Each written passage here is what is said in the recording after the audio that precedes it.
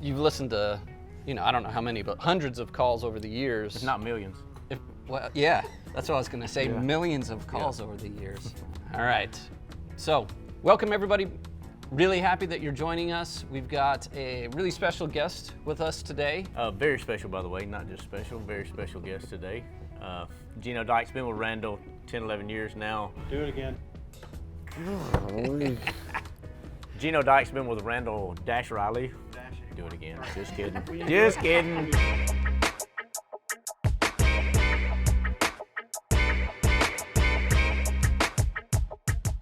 Geno Dykes been with Randall Reilly about 11 years now, something like that, give or take a couple years. Been in recruiting the whole time, actually. Listened to a bunch of calls. Hopefully today we'll be able to give some good insights to everybody.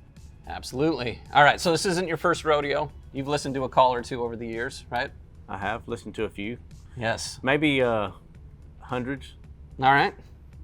So you know what a good call sounds like and what a not so good call sounds like. Mostly not good, but yes, I've. All right. Yep.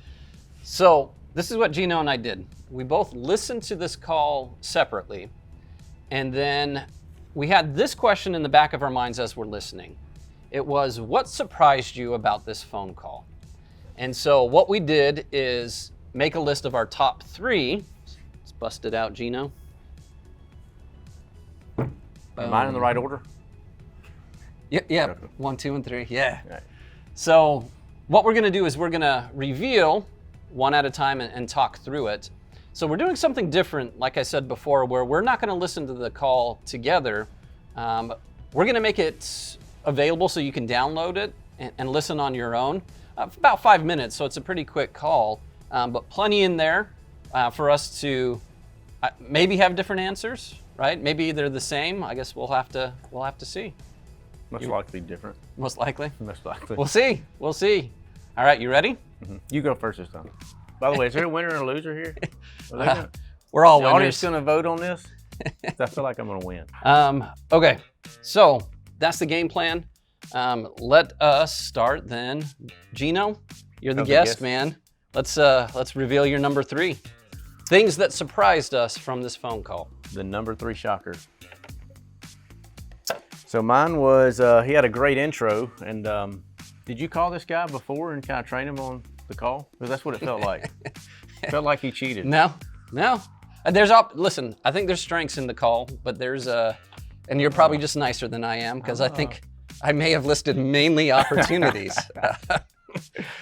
So no, I didn't. I haven't spent any time with this individual that I know. I'm really optimistic. So mine, I think most of mine are positive, but my last one might be negative. Okay. I'm trying to remember the exact order. We'll reveal it here because I think my number 3 contradicts yours. Oh, here we go. So here we go. Let's talk about it. All right. How'd you toss that like that? All right.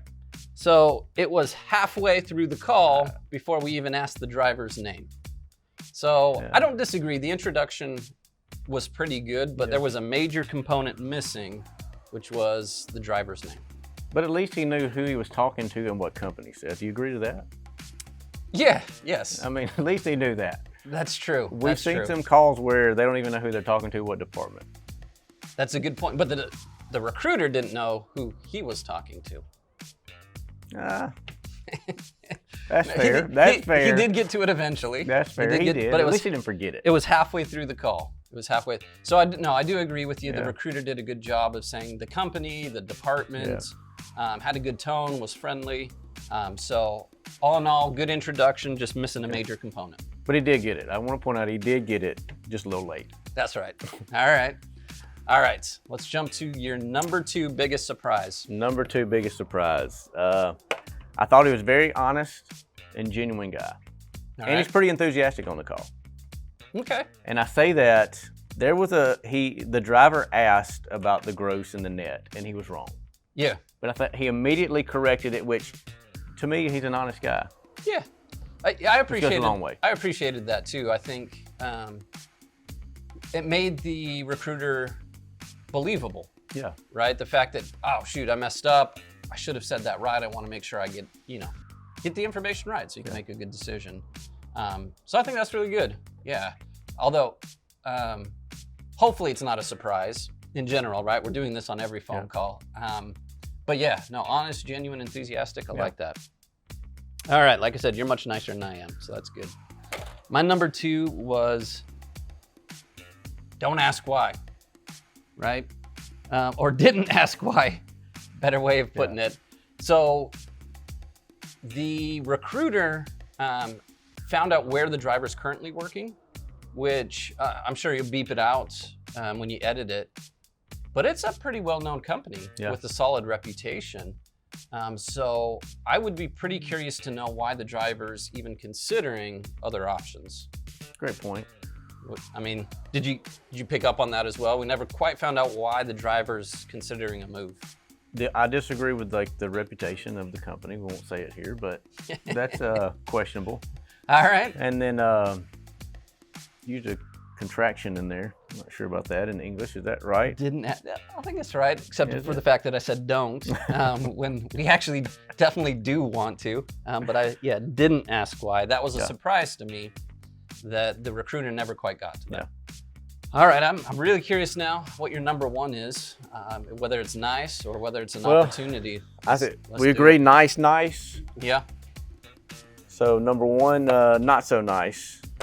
So he canceled out all the good because he just let the driver go. He transferred him to a department, another department, or another recruiter. The guy had how many years experience, Seth? 15, 14, 15? Yeah.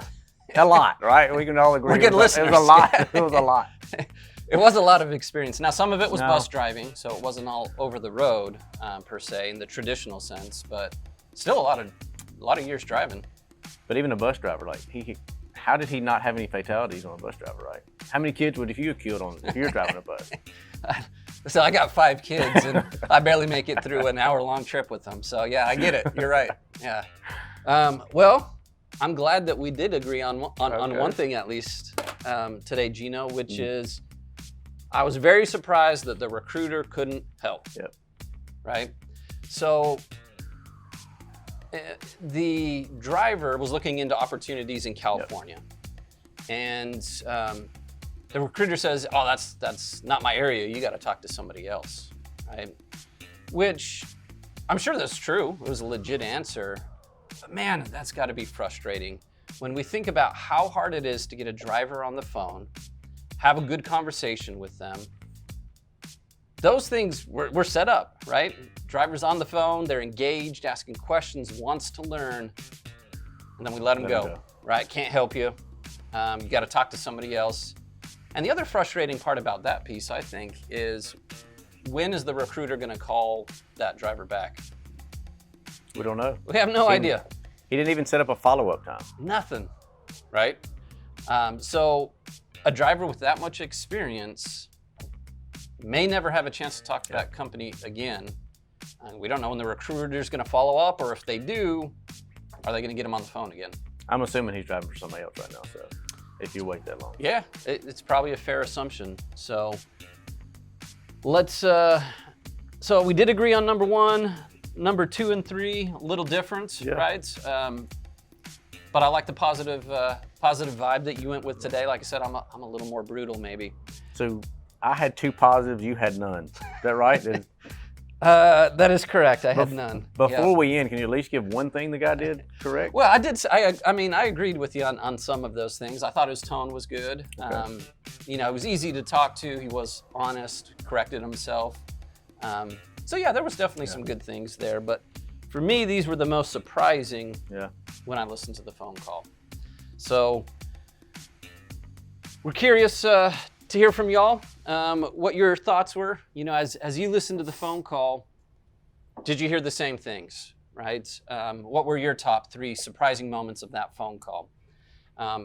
We appreciate you jumping on, Geno. It was fun, man. You're always easy to talk to. You got tons of great experience. And so hopefully we can have you on again. Yeah, loved it. Had a great time. Hopefully everybody gets some insights from it they can use on future calls. Absolutely.